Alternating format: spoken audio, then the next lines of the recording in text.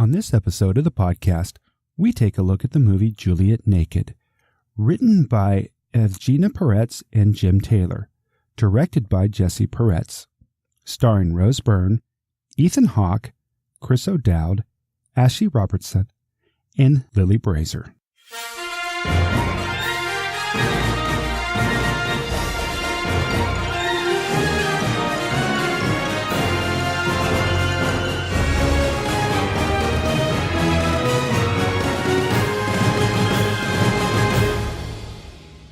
Welcome to He Said, She Said Movie Reviews. This is the podcast where a happily married couple with similar but different movie tastes take a quick look at the movies, helping you make the right decision before your next movie. I'm your host, Tim. And I'm April. Juliet Naked is a movie that puts up a mirror and makes you reflect on your past life. We'll tell you all about it right after this one trailer. And this trailer was The Children Act. As her marriage crumbles, a judge must decide a case involving a teenage boy who is refusing a blood transfusion on religious principles. It's with Emma Thompson and Stanley Tucci, and it looks very powerful. So Juliet Naked is a movie about Annie, who's a long-suffering girlfriend of Duncan, and her unlikely transatlantic romance with a once revered, now faded singer-songwriter Tucker Crowe, who also happens to be the subject of Duncan's musical obsession. This movie is directed by Jesse Peretz, who gave us Our Idiot Brother, The Chateau, and he also directed multiple episodes of Girls on HBO. And it's written by his sister, Evgenia Peretz, and Jim Taylor. She gave us Our Idiot Brother also, and Jim Taylor's gave us Election, Sideways, About Schmidt. Yeah, Jurassic Park 3 he was involved with. Right. And this movie is based off the book of Nick Hornsby's novel, so it's a well-written movie. Very much so. And the cast, Annie is played by Rose Byrne, Tucker Crowe, Ethan Hawke, Duncan, Chris O'Dowd. Jackson Crowe, the young son who was amazing, is played by Azhy Robertson. And the sister to Rose, named Roz, is played by Lily Brazier. Phenomenal cast. The little kid, Azhy Robertson, he did a phenomenal job. I was really impressed with him. He's somebody I think we'll see a lot in the future. I said that about Leonardo DiCaprio the first time I ever saw him. Yes, you did. And so I remember the movie. I remember how old we were and where we were when we saw it. This was just the plot solid. This movie was fantastic. I'm going to tell you that I thought, felt, just jumped up. I really enjoyed this movie. The theme and the tone of the movie is that sometimes in life you need a reset, but the cast, the chemistry, this is actually why I go to the movies. This movie. I know it had great reviews before we went. It's not your normal streamed, if you will, big, huge blockbuster movie, but I am so glad we went and saw this movie. Yeah, I don't think this was a big budget film, but it was very well directed, very well written. It's one of those movies that'll leave you thinking about it after. It is a comedy. Don't get wrong. It is a comedy, but it's one of those movies that you'll think about for a long time afterwards because, as April just said, the theme, it's sometimes you need a reset in life. And right, both the main character, Annie, she has to reset her life. And Ethan Hawke's character, Tucker Crowe, the musician, also goes through and definitely is trying to reset his life. Yeah, I've talked about this before, but I really love it too when it shows movies portray characters that have done the work, the personal work, because that's what life is about. And it was just nice to see that in the big male character of Ethan Hawke. But I just want to say too that about relationships, this movie also, you're going to realize that people are lost in relationships, but yet they stay there. And that's sad. But on the other side of that, I love new chapters in life. And we got to see several. Yeah, the acting in this was fantastic. One of my favorite characters was Chris O'Dowd, who played Duncan, the obsessed boyfriend. He's the guy who runs the Tucker Crowe fan site. And it's kind of, he does a great job. If he and Rose Byrne have done movies together before, they were both in Bridesmaids. Yes, they were. But he does a really great job playing this narcissist. He's very narcissistic in this movie. He's only concerned about his needs and what he wants, not really what his girlfriend wants in the character of Annie.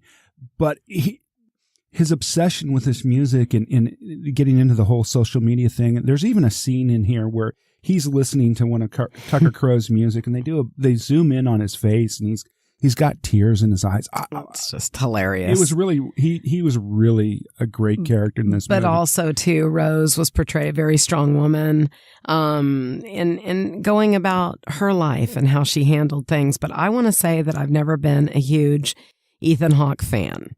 But I want you to know I'm a fan after this movie. I love his character. I think he had it down to the T.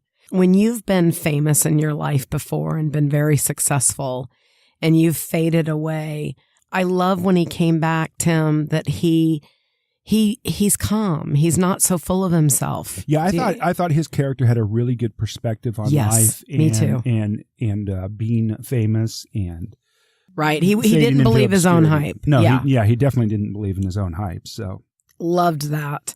The acting, as Tim said, was amazing.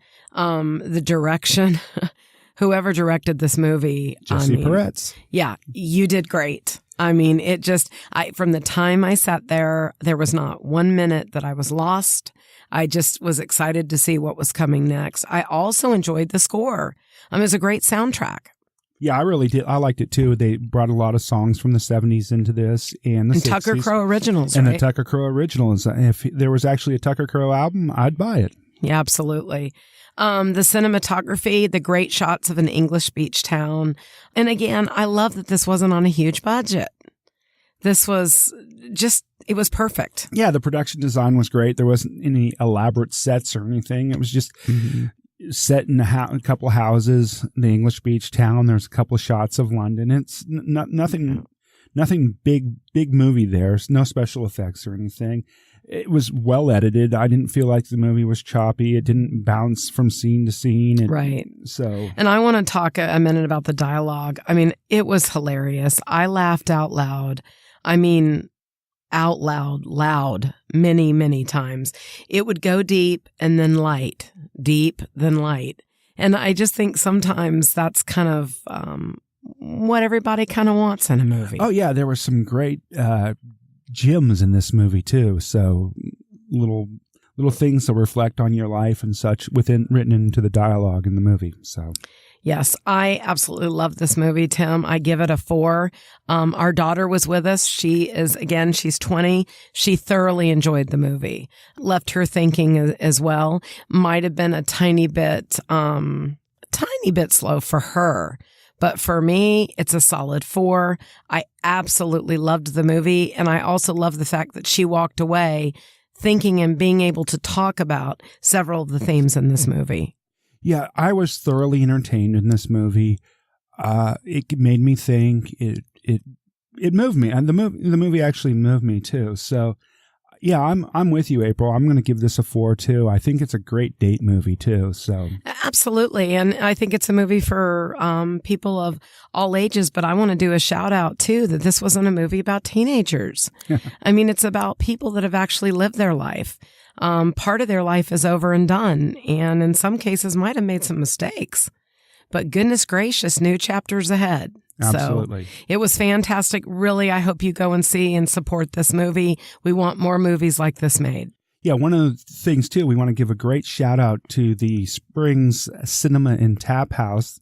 This is our new home movie theater in Sandy Springs, Georgia, outside of Atlanta. And it's fantastic. I remember when it was LaFont and Mr. George LaFont, who's very famous within Atlanta, owned it. I've seen him several times there when I would meet my mom for matinees. And now to see it completely, it's remodeled. It has been bought by an amazing man. And I just love the seats. Even with cooler weather coming, they're going to warm up. They have a full drink list and the vibe is just It's fantastic. Yeah, a lot of movie theaters have reclining leather seats these days, but these are the kind of seats that you'd put in your own movie room in your house. They're phenomenal seats and a lot of room in it. This is what an indie theater should be. Absolutely, Tim. And I'm so excited. We're going to do a podcast live once a month there. But again, we're very happy to have them sponsoring us, and we're going to be partnering together on several projects. And we're just real excited. Yes, we are. If you haven't already done so, please go out to hesaidshesAidmovies.com/subscribe and subscribe to the podcast. Please do. And thank y'all for all your support. And we'll see you at the movies. See you at the movies.